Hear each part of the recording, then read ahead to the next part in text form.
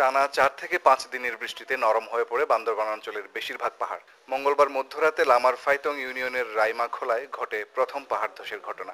এতে পাহাড়ের পাদদেশে থাকা বসতভিটার উপর আছড়ে পড়ে মাটি, চাপা পড়ে বেশ কয়েকটি পরিবার। এরই মধ্যে একই পরিবারের 11 জন সহ 13 জনের লাশ উদ্ধার করেছে গ্রামবাসী।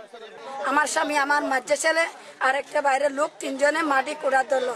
তখন উঠাইতে এক বিছানাতে 7 জন মানুষ পাওয়া গেল। তখন এর পরের বিছনাতে আর 2 জন পাওয়া গেলে, তারপরের বিছনাতে আর 2 জন পাওয়া গেল। একই ইউনিয়নের মংনামা পাড়াতেও পাহাড় চাপায় প্রাণ হারিয়েছেন 5 জন। আর পোকাইয়াঝিরি এলাকায় উদ্ধার করা হয়েছে আরও 5 জনের মৃতদেহ। এই লোকগুলো মূলত উদ্ধার হয়েছে লোকজনের সহায়তায়, স্থানীয় লোকজনের সহায়তায় এই উদ্ধার কাজটা হয়েছে।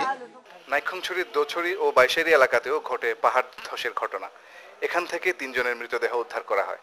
এছাড়া বাইশেরি ইউনিয়নে মাটির ঘরের দেয়াল চাপা পড়ে মারা গেছে 6 জন।